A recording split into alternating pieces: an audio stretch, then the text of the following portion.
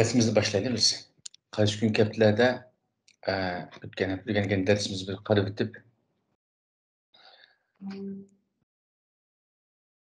hem şu mezmunlarni, ichidagi xatlarni formatlash, yani shaklini o'zgartirish, yantoq qilish, tom qilish deganga o'xshash mazmunlarni o'rgangandik. Endi bugungi mazmunimizda biz shu jadval bilan tizimlik chiqarishni shularni ko'raylik. Jadval deganimiz endi hozir masalan bir rasmni ko'rsatayotgandan keyin davom qilay. Bunu table desek rasmlarga qarasanglar hozir mana rasmdagidek masalan jadvallar bor. Üst tarafda jadvalninki ismlari, ast tarafda mazmunlari, shunga o'xshagan har xil o'rnak misollar bor.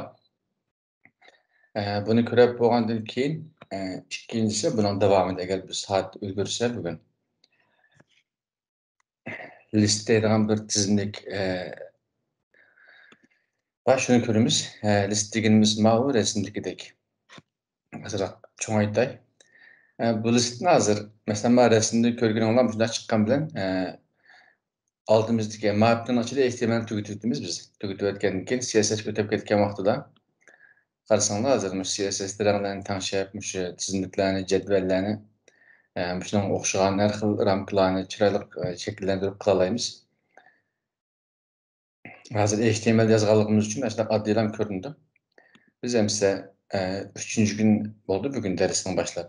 3-chi kun degan bitta qisqachni ichib olgandan keyin folderni 3-chi kun darsimizdan boshlab ketaylik. Endi men VS Code'ni ichib olay. VS Code'ni ichib olgandan keyin burungi darslarda qancha takrorlab o'tdik. Shu workspace qilish uchun, shu xizmat o'rnini belgilash uchun. Folderni tartib ekilib ishlataman. Men uni ixtiyor o'zinglar faylni ochib nassanglar bo'ldi. Ixtiyor.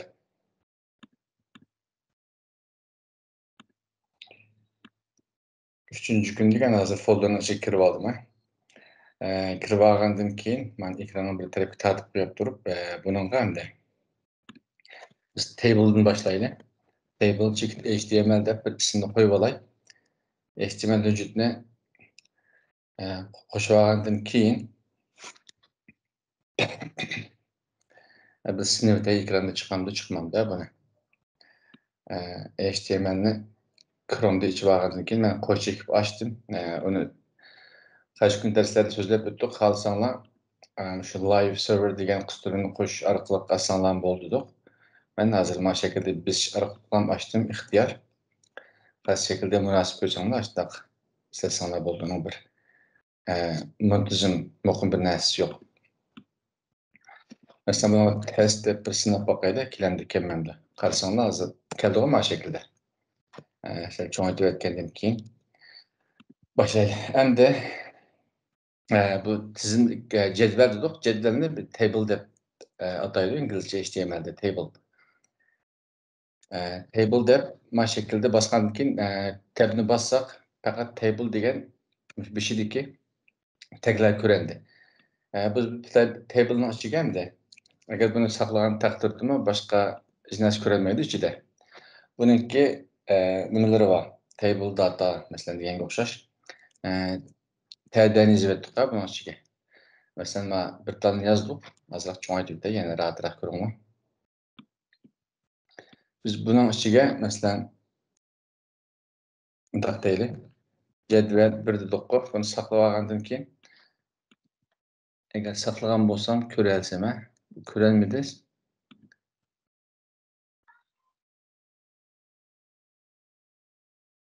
Kechiringlar, men xatolik menda. Buni cho'qim table rolini ichiga ilishimiz kerak. Buni ichiga kirgandan keyin TD deb o'sha table'da mana shaklda yozamiz. Men biznesini tutib qoldim, bayam. Jadval 1 dedim. Saqlagandan keyin buni bir yangilayib o'tna qarasanglar ko'ramiz shuni ama jadval 1 deb ism berdik bunga. Bir astiga tushgandan keyin buni bir ko'paytay. Buni ko'paytib, buni 2 deylik. Bu ikkinchi o'rinni yan tarafga o'tib ketdi bu. Sal cho'ng'aytib turib, Buni hozir jadval 3 degandan keyin bir narsa sinib etgandan keyin men tafsil tushuntirmay buni. Masalan, jadval 3 deyli mana. Jadval 3. Mana şekilde yana keldi bu. Kişilikte mana. Mana şekilde. Bununla resimde bayan ko'rgan vaqtinglarda buni kanallari bor deylik, atrofdagi siziqlar bor. Buni odatda o'zi birga chiqadi, chiqmay qolsa CSS bilan tanishamiz. Normalda CSS'da ishga o'tgan vaqtida buni ko'p ishlatamiz. Hozir sinov uchun biz bunga bir tal border qilib qo'yaylik. Qarasanglar qizil chiqib oldi bu. Buni normalda borderni HTMLdan edit deylik. Bu yangi chiqqan HTML5'larda bularni ishlatmaymiz. Buni CSS bilan tanishganligimiz uchun shunga bu amaldan qoldi degan shaklda ko'rindi, lekin biz sinov uchun hozir ishlatishga qo'shdik. Bu yerdagi maqsad amaldan qolgan taqdirda ishlaydi, lekin tavsiya qilmaydi. Qarasanglar mana jadvalda mana shaklda ko'rindi hozir. Buni hamda biz yana bir tal ko'paytgan vaqtimizda 4 mana shaklda bo'ldi, 4 tane yana chiqdi. Buni hamda asta-asta ochilgan ish bor. Buni qanday ishlatamiz desanglar, masalan, odatda jadvallarda birinchi ism familiyasi, ishi, shahar deganga o'xshash, ya'ni biz tayyorlagan materiallarda qaysi shaklda kerak bo'lib qolsa, shunda laylaymiz buni, lay degan vaqtda. Biz mana shunday qilaylik sinatqa. Masalan, mana tertibi deylik, tertibi. İkincisine ismi deylik, ismi. Üçüncüsü adlısı olsun, misalga. Dördüncüsü işi deb qo'yaylik. Buni yan-yana qildik, tertibi, masalan 1 2 3 4 deganga o'xshash ismi, adresi, ishi. Endi qarasanglar üst tarafda table'ning ichida o'sha tr degan tagning ichiga biz üst tarafda ochdik buni. Ast tarafda qarasanglar yan to'siq bilan taqib etdik. Biz buni ichiga kirib, yan tarafga kelgan mana shaklda stunlarni, ya'ni yan-yanaga chizdik. Birincisi bu, ikincisi bu, üçüncüsü mana şekilde. Bir asla ko'paytirish uchun cho'qim biz buni o'xshash shaklda yana bir tal yozamiz ma'nodagi. Masalan, buni o'xshash tr'ni ichiga olaylik. Buni itib etdim. Oxirida qarasanglar avtomatik itib etdik mana shaklda. Men buni ichiga kirib hamda tartibni bir dedim. Buni saqlab olgandan keyin yengilsam hozir. Mana shaklda qarasanglar normal ko'rinadi hamda. Masalan, bunga men table data tr'ni ichiga tdni yozmadim qarasanglar. Bu shaklda ba'zi vaqtlarda unutilib qoldigan, yakta qolmaydigan ishlar bo'ldi. Shunday qilsanlar bo'ldi. Men shu tdni yozayotgandan keyin tr'ni ichiga kirdim. Buni ichiga bir narsa yozsak, cho'qim shu o'zining ichidagi td degan table data deb ataydi deymi bilishimcha. Shuni ichiga yozishimiz kerak. Saqlab oldim. Saqlagandan keyin qarasanglar ast tarafga tushdi, hozir to'g'ri tartibi. Tartibni bir dedik. Mana bir tal ko'rindi, yan taraf yo'q. Chunki biz mana üst tarafdagida tartib bo'yicha qarasak 4 tal bor. 1 2 3 4 tal tartibi, ismi, adresi, ishi deganga o'xshash. Nechilarni kerak bo'lsa, ustidagi bilan o'xshash yozishimiz kerak buni. 2 3 4 mana shaklda deylik. Birincisi tertip, ikincisi ismi o. Böyle isim yazımız çok o. Mesela ismimiz gerek. Ben tertipki bir yazdık, ismiga bunun çok bir astaga ma şekilde doğru keldi. Ben adresi desek hazır bununla İstanbul'da böyle. Hem de işi mesela 28.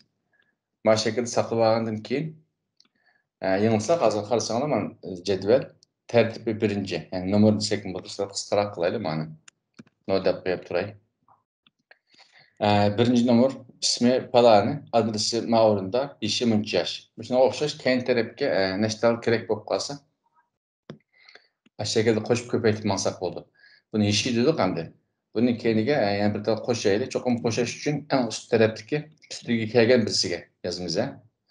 T'ning ichidagi mush tdni ichiga yozamiz. Mana shaklda izlaylik. Buningga masalan telefon deylik. Telefon nomer desek, hozir buni yangilagan vaqtida qarasanglar ast tarafdan bir tal kam chiqdi, katakchidan birisi. Chunki ust tarafda biz yana 5 tal bor, ast tarafda 4 tal. Buni birlashtirib bo'ladigan ishlar bor. Uni men misoldan keyin so'zlayman. Astiga tushib, bir tal kamga qo'shib aytgandan keyin Ma şekilde. Telefon numarası 0542 misalga 1 2 3 4 5 6 dep koyaylik. Qarasana ma şekilde cetvel boldu. Asta-asta tushirish uchun men ust tarafdagini cho'qim bislan bos bo'ldi hamda. Eng ust tarafdagi stolning birisi bo'ldi. Ast tarafga biz qalgancha ko'paytimiz. Buni men qo'lda yozmasam, ko'chirib, ikkinchisi, uchinchisi deylik. Qarasana hozir bir men ast tarafda ko'paygan bo'ldi. Bu ismlarni almashtirib qo'yaylik, masalan, Ahmet deylik, oddiy ismlar bilan. Men ism bo'lgan bo'ldi, men o'rni Ürümçi dedik mani, Ürümçi.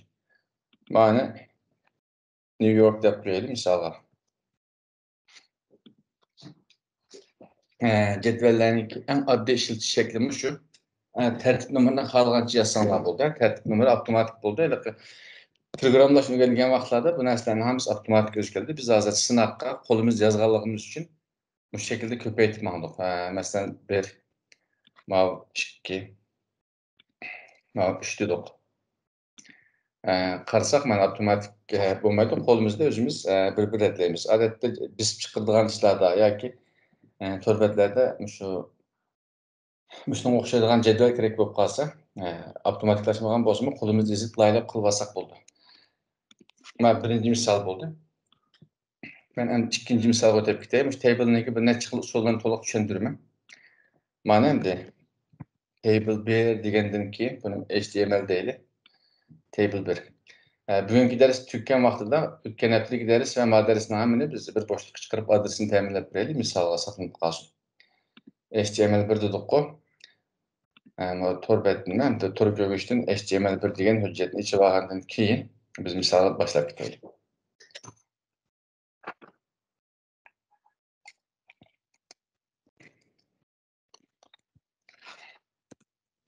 Endi table dedik.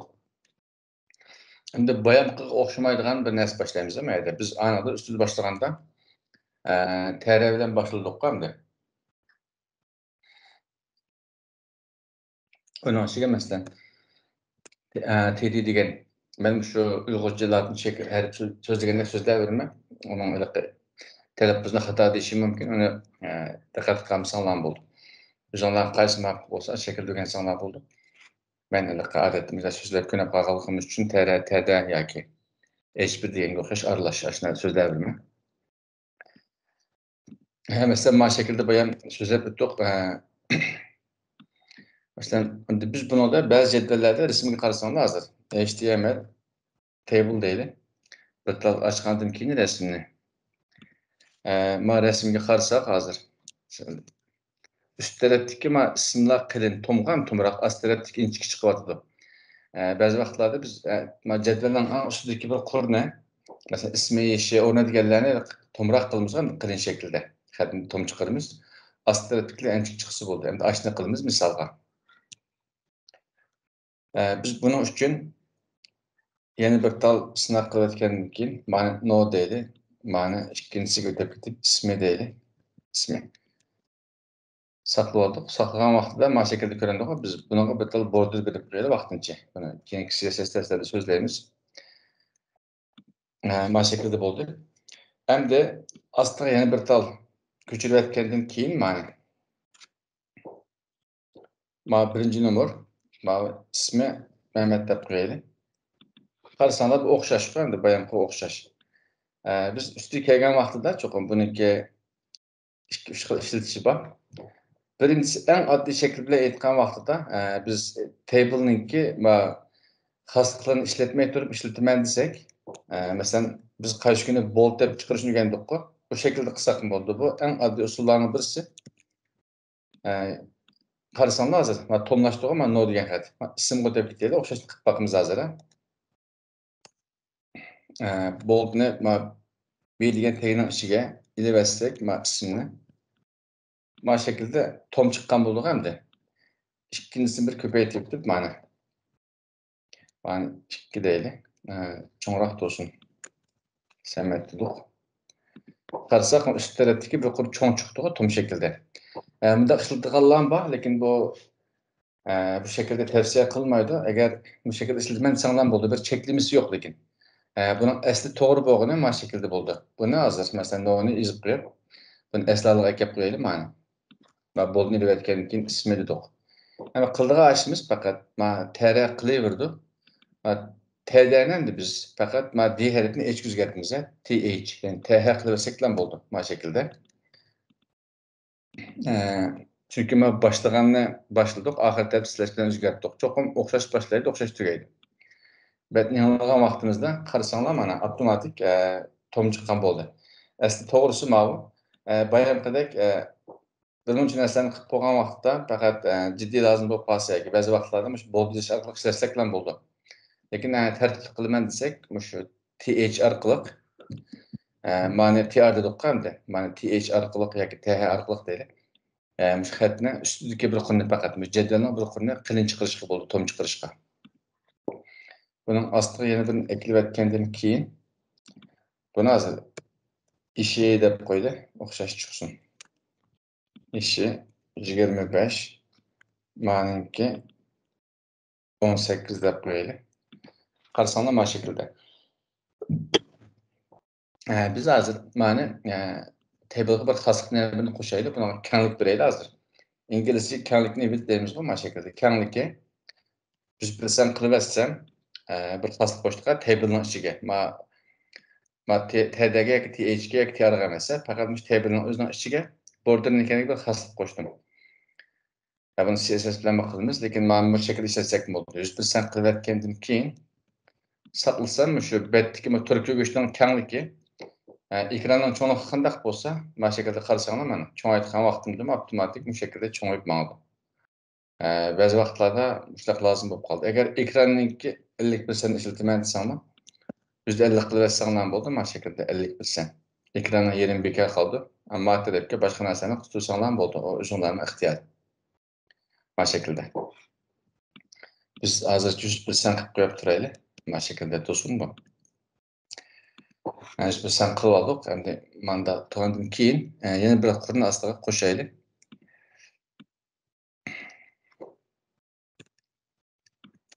Üçüncü qur.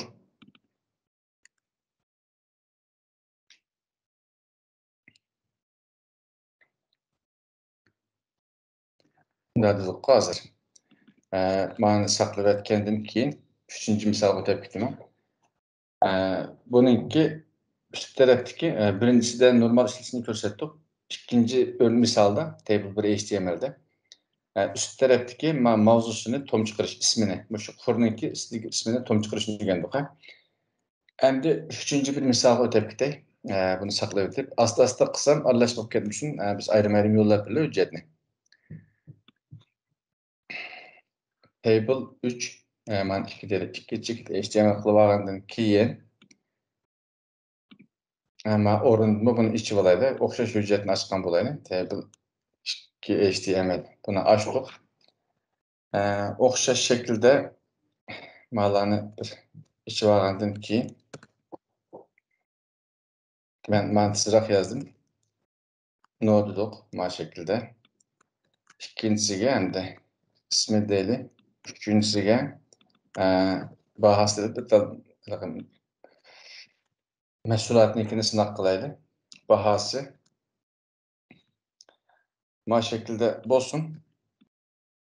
Ekrandan buni ochdik shundaymi? Ochgandan keyin bunga bitta border birlikda ekranni yuz qilibdi. Yuz qilib aytgandan keyin davom qilaylik. 100% bo'lsin. Qarasanglar mana shaklda ismi navbatda qator nomer sistemda ham 1.50gacha odatda avtomatik chiqarib berdi. Biz qo'lda yozganligimiz uchun hozir bu shaklda bo'ldi. Endi mahsulotning ismi masalan o'xshash shaklda mana TRni ochdik.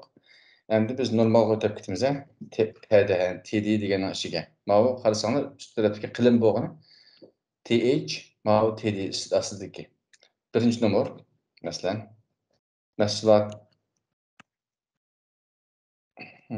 mahsulotning ismi. Buningga masalan deylik, kechiringlar beslib ketdi knopka. Buningga masalan somka deylik. Buni ostiga tushgandan keyin yana o'xshash shaklda, chunki ust tarafda 3 ta bog'i 1 2 3. Buning ichiga hamda bahosi masalan $5 dep koydu. $5.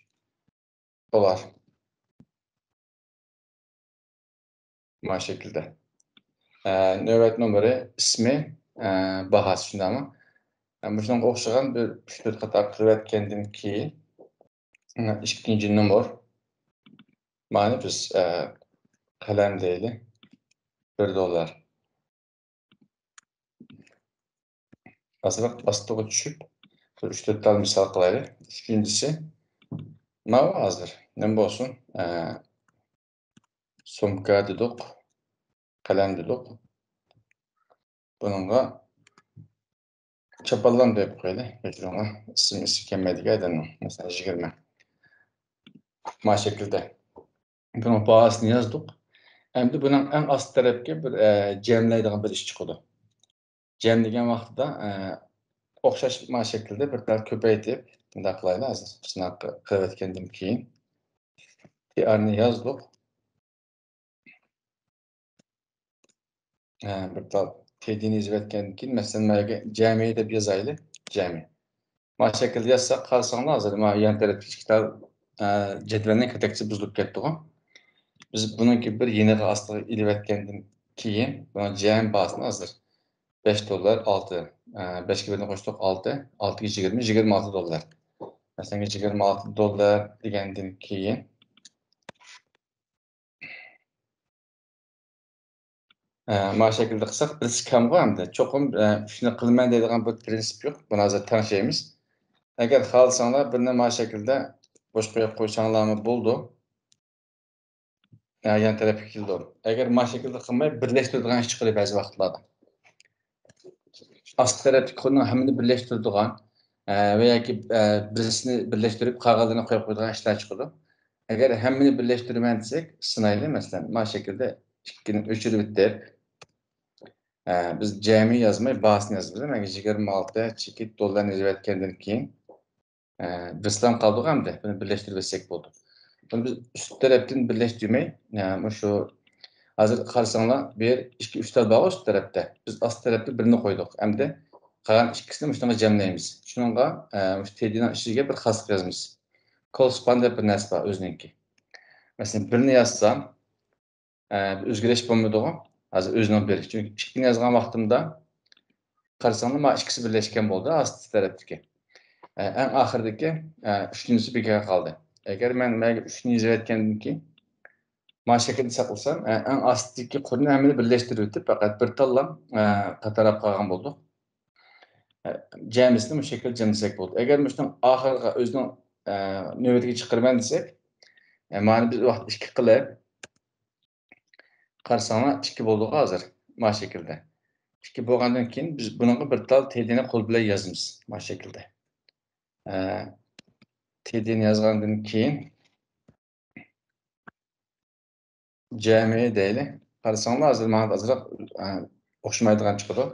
Chunki mana o'ringa kelib qoldik hozir. Üst tarafdagi biz eng boshidagini, mana birinchisiga hech qanday narsa jamlamadik, o'zini qo'yib qo'ydik. Qarasang asti usti o'xshash chiqdi. Biz ikkinchi quruqqa kelgan vaqtimizda mana ikkinchi yan tarafga deylamda. Uning eng astidagi bilan bir yandikini birlashtirgan bo'ldik. Shuningga mayli bir xatolik kelib chiqdi mana şekilde. Buni o'chirib o'tib, mana ko'rsatmaning eng astidagini. Biz bir ustidagi ikkini jamlaymiz. Mana şekilde ikkini birlashtirib etsek, üst tarafda qarasanglar, TR'ning ichida 3 tal bor. Bir astida qarasanglar 2 tal qildik. Eng beshidagi ikkini birlashtirib etgan bo'ldik mana şekilde. Betni yanılsam hozir ko'rsizlar. Mana. Birinchi numar, ikkinchi numar, uchinchi numar. Eng asti qurdiki bilan bir yandagi ism baqini birlashtirib etdik hozir. Jami dedik. Eng ast tarafda jami bahasi chiqqan bo'ldi. Buni xohlasanglar bunday qarshi kun o'rgatgan bo'yicha darslarda buni biz xohlagan taglarni qo'ysanglar bo'ldi HTMLning ichidagi. Masalan, HTMLni qo'yib tom qilaylik mana. Qarasanglar mana shekilde tom qilib olsanglar bo'ldi, bold ishlatsanglar bo'ldi. Her bir tagning ichiga biz xohlagan taglarni yoza olamiz. Asosiy ko'pinchisini ichiga yoza olamiz. Yozib xohlagan narsani xohlasak rasm qo'ysak bo'ldi, ovoz, nujlarni qo'ysak bo'ldi. Mana shu shaklda ishlatamiz. Men faqat oddiy bir jadvaldan misol. Buni men eslatiga ekib qo'yay.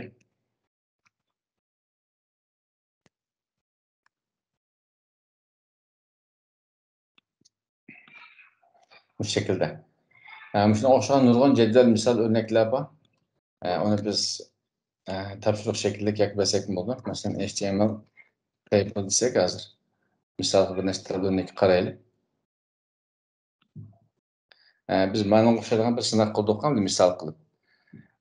Qarasanglar mana o'xshaydigan ranglarni o'zgartib, hammani xatni o'ng tarafga, sol tarafga o'zgartib tartib qila olamiz. Ularni shu HTMLning ichiga CSS'ni qo'shgan vaqtida hosil qila olamiz. Normal HTMLda biz faqat shunga o'xshagan shaklni chiqara olamiz xolos. Red tartibi shaklni chiqaramiz. Buning ranglari, xatning cho'ng kichiklikka, o'ng solga tortilgan, ya'ni mana shaklni o'zgartiradigan ishlarga masalan, mana qarasanglar shu table. Tableda qilgan narsalar hammasi. Mana shu, masalan, mana shu. Hammasi shu tableda qilamiz. Buning ranglarini, xatning cho'ng kichikligini hamma HTML tanishamiz. Bu tableniki nurg'un joylarga ishlatishga bo'ldi. Dars tizimliklari bo'lsin. Bularni hozir bir misol bo'lsin deb ko'rsatdim. Yaxshiroq misol bo'lsa hozir masalan, bunday qilaylik. Bir baho jadvali deydi. Hozir mana qarasanglar bekroq to'liq ko'ramiz. Masalan, ba'zi turbatlarga kirgan vaqtimizda shunga o'xshagan bahosi, ixtiyorlarga yozgan, alohidliklarni yozgan mesela jadvallarni ko'ramiz. Bularning hammasi HTMLda, tableda.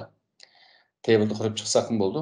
Eng oddiy shaklda shu anda tableda yasalaymiz. Boshqa elementlarda, boshqa taglarda qilsak ham bo'ldi. Lekin hozirgi biz ko'rgan shu tablelarda qilsak, yana bir oson chiqarib bo'ldi. Shu tablelarning ishlatish usullari shundoq keng doirlik. Lekin cho'qim bunga CSS'ni birlashtirgan vaqtida foydalanamiz, mana shaklda. Bo'lmasa, ham shunga o'xshagan oddiy shakllarni ishlatamiz xolos. Buning boshqacha usullarini shu HTML, table degan shu tagniki boshqa xususiyatlarini o'rganish jarayonida, sinov jarayonida yana o'rgatildi. Shu darslarni ko'rgan vaqtda yaxshi misollarni ko'rib, davom qilib olsanglar bo'ldi. Ma tagniki darsim shada oxirlashdi. Ehtiyoj bo'lib qolib qolsa, ishlatish jarayonida tushunmagan joy bo'lib qolib qolsa yoki savollar so'rasanglar bo'ldi. Endi biz mana o'chirayotgandan keyin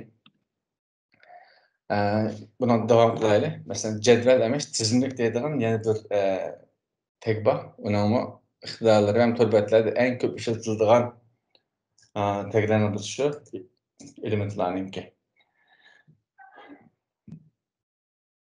Buning inglizcha ismi list deb ataydi. Buni hozir klivat bir qadam hujjat qo'shgandan keyin list bir checked HTML deylik. Bu listni nega ishlatamiz degan vaqtda turbatlarning ustiga bir masalan ma turbatga kiraylik hozir. Uyg'ur webga kirsak, Uyg'ur developer turbatga kirsak. Qarasanglar üst tarafdagi tizimliklar bor, mundarijlari. Masalan, bularni biz hozir so'zlamoqchi bo'lgan listni so'zlaymiz. Ashlarda asti-astiga, yan-yanga deganga o'xshashlarni list orqali qilamiz. Masalan, mana o'xshaydigan rasm, üst tarafda mavzusi, asti tarafda mazmuni bilan tableda qilsanglar bo'ldi. Lekin ma turbatning %90% ham yeri shu list orqali qilingan. Qarshi kun o'rgangan darsimizda masalan H1, H2 degan mavzuni o'rgandik. Mavzularni shu shaklda qilingan, ammo shakllarni biz list shaklida qildik. Hozir so'zmoqchi bo'lgan darsda. Tapos darsimizga davom etaylik. List dedik. Endi biz HTMLda list ichib olgandan keyin list HTML. Buningki boshlanish shakli normal listniki. Ular bilan boshlaymiz, UL. Mana shaklda boshlaymiz.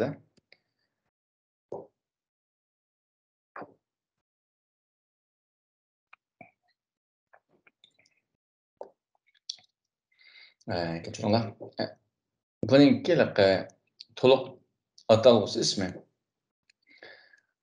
unordered list ashundaroq bir narsa degan inglizcha. Buni yozayotgandan keyin buning ichiga bir narsa yozsak, qarasanglar quruq xatlar chiqadi. Bu faqat bir tal bilan hosil bo'lmaydi. Buning ichiga biz hamda tizimlarni qo'yamiz. Masalan, li bilan boshladik. Cho'qim li bilan boshlab, li bilan tugaydi. Buningki li. li boshladik, li bilan oxirlashgan bo'ldi. Buningga mundarija yoki bunday deylik, home deylik, inglizcha yozay. Home dedik. Qarasanglar mana chiqdi hozir mundarija. Buni ham azroq cho'ngaytirib o'tay. Ikkinchisi about az deylik, haqqimizda deylik. Üçüncüsü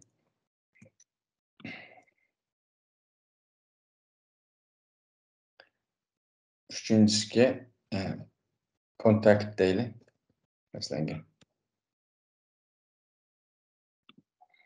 hatta contact az deylik. Bu şekilde torbetlerde var, ast tarafta betning ust tarafı shunga o'xshagan. Tizimliklarninki eng oddiy shakli mushu. Buning HTML buning ichidagi mush tekkanda CSS ni qo'shgan vaqtida ajoyib chiroyli shakllarni chiqara olamiz. Biz faqat HTML yozgandan keyin CSS da hammani taqshaylaymiz xohlagan shaklda. Buniki boshqa nomerliq, tartiblik, mushan tarafdagi masalan ma'lumotlarni almashtiradigan degandek nurg'un iqtidorlari bor. Shularni tushuntiramiz hozir.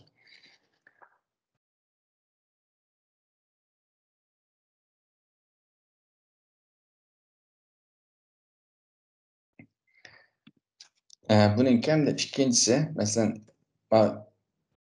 UL dedik hamda buni ichiga oldik. Uchinchisi masalan ikkinchisi masalan OL deb birisi bor, mana OL. Buning ichiga kirib biz o'xshash shaklda li bilan boshladik. Masalan, ma'nonga bir deylik, menu bir deylik. Li dedik. Endi buni taqib etgandan keyin menu 2 deylik. 4-5 taqib etgandan keyin davom qilaylik. Menu 2. Masalan, menu 3 dedik. 4 taqib qilib menu 4 dedik. Qarasanlar mana şekilde OL bilan başladık. Order list. Ma'ni order list deb ataydi. Bu vaqtida beshiga avtomatik nomer chiqadi buningga. Mana üst tarafga chekit chiqganda, bu chekitninki shaklini biz xohlagancha o'zgartirib qila olamiz. Biz avtomatik o'zi chiqarib berganmi, URLning ichidagi list hamda mush tizimlikka bu shakl chekit chiqarib berdi. Buningki mana shaklda order list, ya'ni OL bilan qilsak, mana shaklda tizimliklarniki beshiga nomerlarni qo'ya olamiz. Buningki xususiyatiga davom qilay.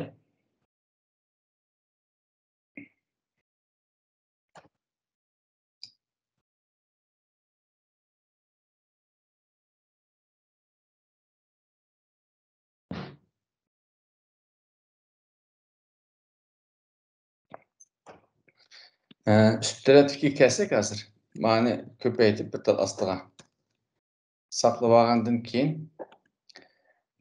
buningki xususiyatlari bor buningki. To'xtab turinglar.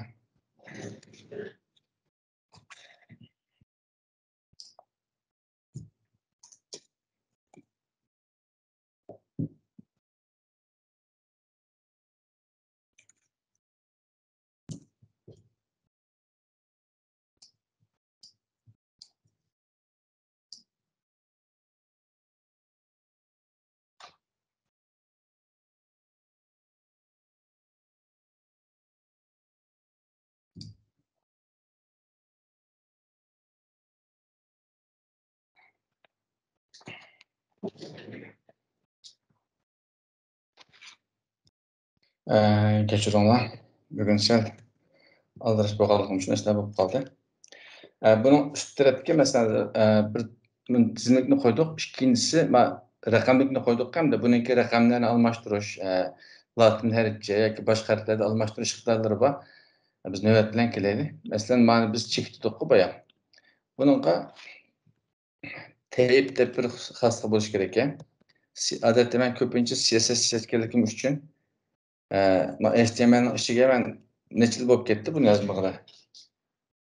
Shunlashqa ani tape deb yozamdiq yoki list tape deb yozamdiq, men ashtan qarayapman hozir. Bu necha yil bo'ldi ishlatmagili. Kerak bo'lib qolsa HTML ning ichiga yozsam bo'ldi. Odatda CSS ishlatgan vaqtimizda unaqa faqat CSS bilan xalqim uchun HTML ning o'ziniki rasga qilsam ayaga yozilgan narsa esimda qolmabdi. Tape-mi, list tape-mi, ani men unutib qolibman, kechiringlar. Yodlashning hojati yo'q. Buni teyipken. Teyip deb yazgandan keyin bununga hazır biz ma işletkenimiz circular, yumlaq. Şunu yazımızga deyman. Qarasaňlar mana ma şekilde yumlaq çykdy hazır. Azırak mana çoğaytyldy. Yumlaq çykkan boldy. Üst tarapdaki özüňki ma default, default demdik standart kägini, ast tarapdaki bir numar. Buna misallaryny körümiz. Bir ast tarapdaki hem şu listninki, tizinlikninki. Mayan bişdeki çekitlärninki, tizindiklerini kördigen şekli. Biz mana circle degen dedik, hazır ýene birsi bar. Meselem disk dep bakaýly. Mawu üstündeki avtomatik kegini öz işkene mawu. Ma şekilde dışına çıkılırken. Endi tötçäsi birsi bar. Square dep birsi bar. Şundagy diýmen. Karasaňlar mana tötçäsi ma şekilde. Bunu hatta mundak kılaylı. Man astı elevitip.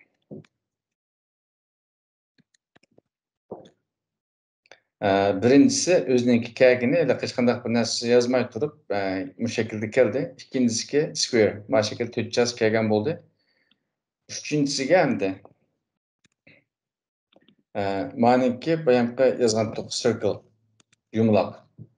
Ma şekilde yazsak ma şekilde yumlaq çykdy. Hatta bunun ýene bir tel boluş kerek. Bunu körsetme diýdigen bir näse boluş kerek. Açdym synap bakaýly. HTML'nin içinde non dep bir näse bar. İşlemde işlememde synap baksak boldy. Karsak mana eger jumlaqny çykamaytdym desek, bunun tipini hemde URL'ninkimi tipini teyip non debessek hiç näse çykmaýdy. Birincisi yumlaq, içi toşaklyk şekilde. İkincisi tötçäsi. Üçüncüsü ýene yumlaq, içi bikar, kuruk. Circle. Dördüncüsü bu tizinlikde bir näse ýok. Fakat hatlam çykdy. Hem de ast tarapdaki mawu nime? Rakam bilen. Bununkime bir 2-3 xil, 3-4 xil işletiş şekli bar. Açny synap göreýli hazır.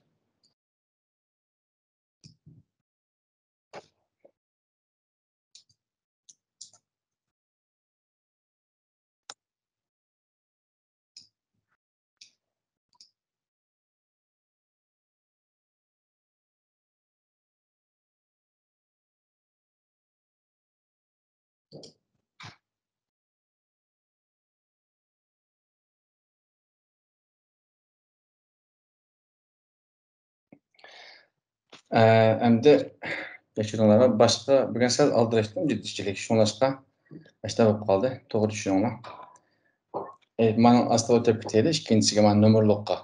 Numurluk ötep ketsek hazır. Bunun tipi bar. Mesela karsak, meyde hazır üst tarafı numara bilen yazdık. Bunun öňki kelgenkin teyip dep ma şekilde. Mesela bir dep yazsak karsaňlar hazır. Bir rakamlyk çykdy otomatik. Okşaş. İkincisiga A dep yazsak karsak hazır. A'dyn bäş otomatik 26 herifden dokanda şu İngilizce 27 mi? Şu herifler şekilde çykdy. Mesela mana aslında bir näseni köpeýtip bakaýly. 5 Karasaňlar otomatik ma şekilde öze A, B, C, A, B, C, D dep köpeýtip bergen boldy. Endi ast tarap ýene birini köpeýtip ma şekilde bununkini kiçik harf bilen başlatylan iş bolsa kiçik A-ny ýazıp karasaňlar mana üst tarapdaki çoň harfler bilen başlaýdy, ast tarapdaki kiçik harfler bilen başlaýdy. Rakam bilen kıldygan iş bolup kalsa tipini yazmysak otomatik bu şekilde başlatyp berdi öze. Eger tipini yazman desek, teyipini ýazıp etkendiň keyin bir de ma şekilde birini ýazıp etsek teyip bir ma şekilde rakam bilen başlaýdy. Eger yazmysak boldy. Lekin muqim dep goýmasak ýazıp etsek boldy. Endi bununki 4-nji misaly ötüp gitýärdi, şu öňünki. 4-nji ötdik. 1-den 5-ge türeýberdi hazır. Aýaga teyipini yazgandan keyin garasaňlar 1 çoň A kiçik A, endi çoň A depdi-go. Ma şekilde dizip bakaýla. Garasaňlar mana bişdiki rakamlar ma tilda. Bunda çykdyken. Ben bunu bugün işletip bakmadım, hem de ihtiyacı bolup bakmadım. Eger kerek bolup kalsa bu şekilde paýdalansaňlar boldyken. Bunun 4-njisiga kilip, bunu okşaş kiçik A ýazyp etsek mana içige. Şu heriflerninki kiçik çykdy. Sizinkilärninki mezmuni de o müşünçülük hem şu şekilde. Lekin biz bularni HTML, CSS'dan içiga algan vaqtida nurg'un ishlarni qila olamiz. Pek chiroyli muntazam yasab chiqa olamiz. Faqat bizga HTMLga kerak bo'lganlari mushu. Endi biz ikkinchi bir listiga mushundan oxiriga o'tib ketib, buning ozroq alohidliklarni qo'shaylik. List 2 chekit HTML. Shunaqmi? Mana shaklda list 2 HTML dedik. Ma o'ringa kelib, biz betning ismini almashtirib, ya'ni yangidan ochmishsam, ismini ham almashtiray. Mana shaklda deylik, masalan, menu 1 deylik. Mana 2 deylik. Mana 3 ta qo'shib qo'yaylik. Üçüncüsünü açtık 3 tane. Bunu tizimlikten de biz başka betlerge ulaş için en başta biz A degen href link ulaş için hem de link ulanmak hem de ulaş için biz A degen bir tal tag öğrengendik. Bunu açın açık alınız ya. Çokum A'nın açık ağandın keyin hrefini yazdık. Biz bunun adresini toluk yazmışız. Mesela http Google dedik. Hatta bunu açık biz Google deb yazaylı ve kentirepke biz A'nı takip ettik. Mesela çoğaltkan vaqtimda çoğaltıp düşündürey. Qarasanglar hozir nima rang o'zgardi bir mundarij bo'ldi. Shuni bosgan vaqtimizda Google'ga bordi hozir misol. Qarasanglar tizimlikni yozdik. Buni bir asla tushirib sal ozodroq qilayman o'rinni. Bu yerda line ochdik. Uning ichiga hamda biz beshlik darslarda o'rgangan link bildigan href A'ning ichiga ulanmani yozdik. Ulanmani yozib, ulanmaning ichiga adresning yozib bo'lgandan keyin o'tirg'a biz shu tizimlikda ko'rinadigan, o'rni ko'rinadigan betda ismini yozdik. Qarasanglar liba uning ichida A degan tagni oldik, ulanma linkini hamma taqib etdik. Masalan, men o'chirasam, ozroq bor. Buni ko'paytirib ikkinchisiga. Bunga Uyg'ur dev deylik masalan. Mana shaklda ism qo'yaylik. Buni bunday qildik-ku. Biz buni masalan içeri istesek mi bo'ldi? Teyiplik. Biz bayam sirkli deb olgandik esinglarda bor. Sirkli dedik, sinab boqaylik. Xato yozdimmi bilmadim.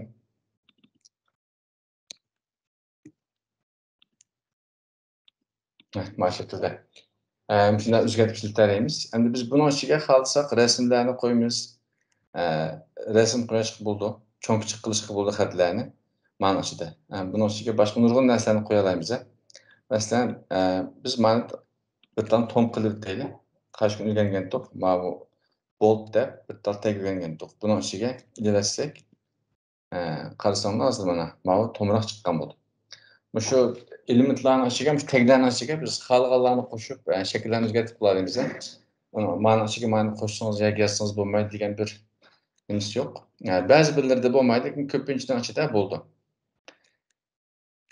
Bu ulanmamış şekilde qilamiz odatda. Buni aslida xalanch ko'paytirib olsanglar bo'ldi. Endi boshqa bularniki oxirlashtirmish yerda. Biz qo'shimcha bir tal narsa o'rganib o'taylik bugunga. Buniki tugadi deb qarab o'tmay. Bir tal rasm qutulishni o'rganib o'taylik bugun. Shuning bilan oxirlashgan bo'lsin. Image checked HTML degandan keyin buning ichiga bir tal hujjatning ismi image checked HTML dedik-ku. HTML. Adresini xato yozdim. Men xato yozibman. Endi saboqdoshlar. Menda hozir kompyuterimda mana resim yo'q. Bir tal Google'dan bir tal resim olaylik. Google'dan flower deb yozgandan keyin bu resimni kompyuterga saqlab olay.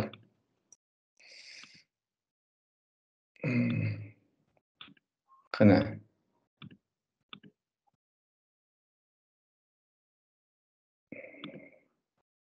desktop. Mana ichidagi shu 3-kun degan darsning ichiga download JPEG deb saqlab oldik. Bir qarab tashkil qilib boqaylik. Qarasanglar mayada mana resim bor.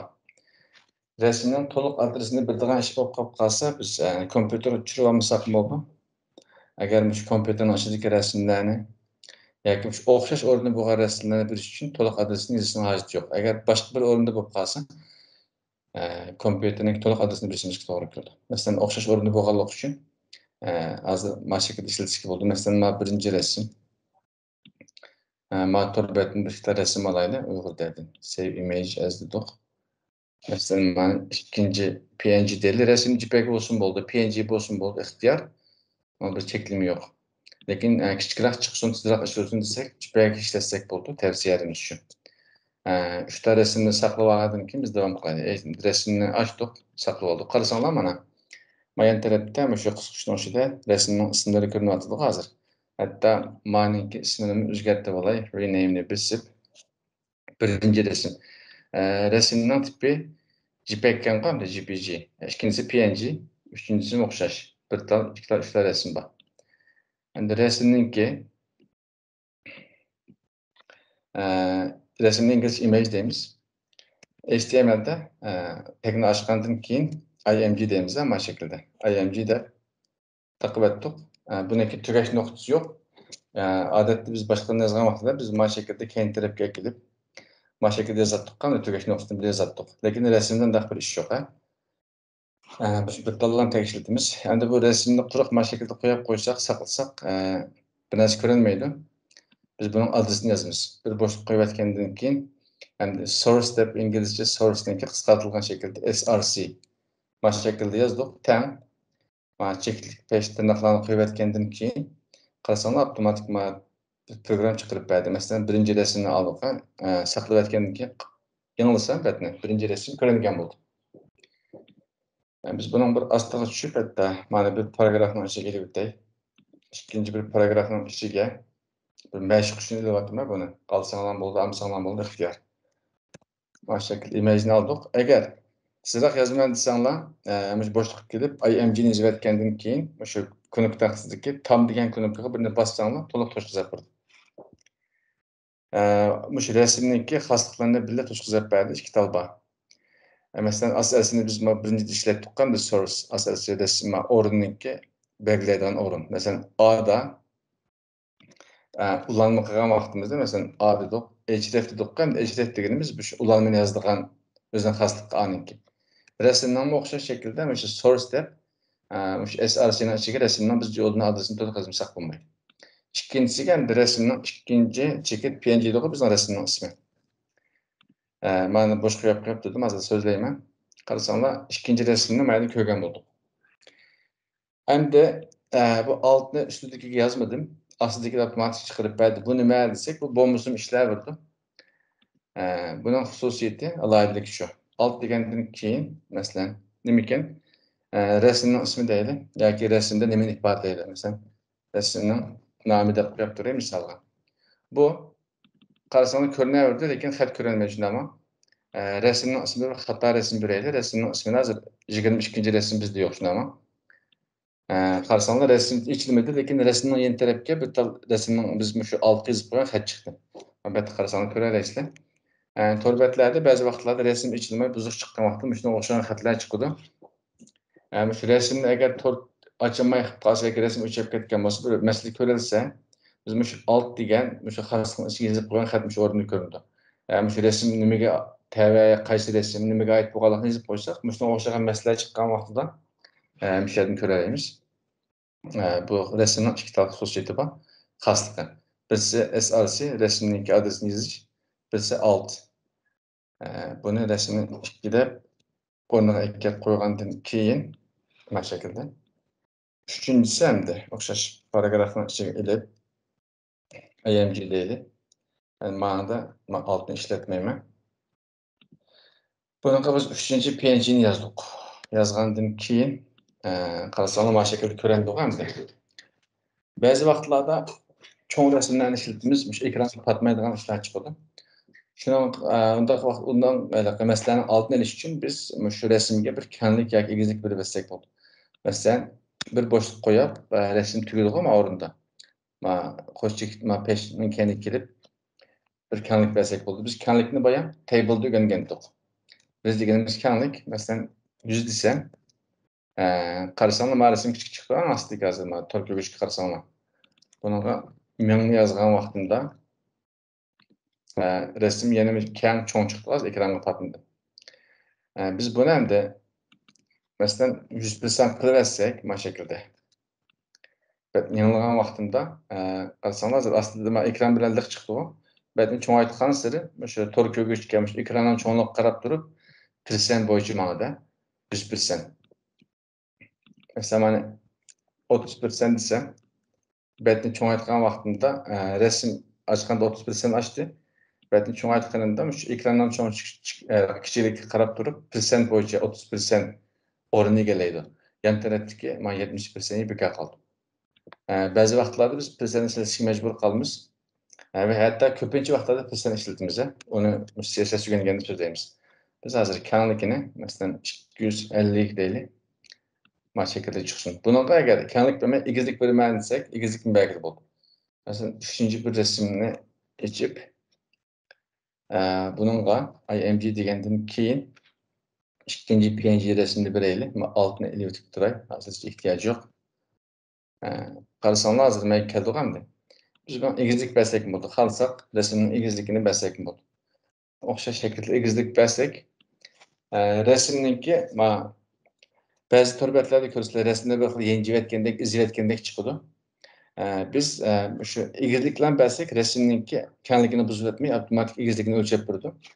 Agar kenglik bersak, egizlikni buzib o'tmaydi. Agar kenglik bilan egizlikni birga berib qo'ysak, mana shaklda.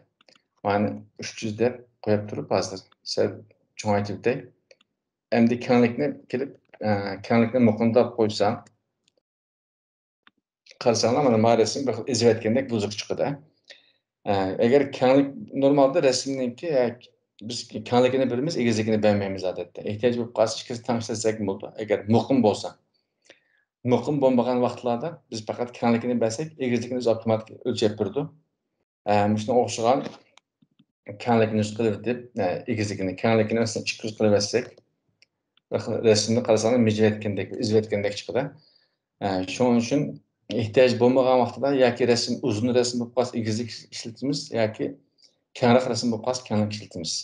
Yasagan betninki alayliklariga qarab turib, ehtiyojga qarab turib kenglikni o'lchsak bo'ldi.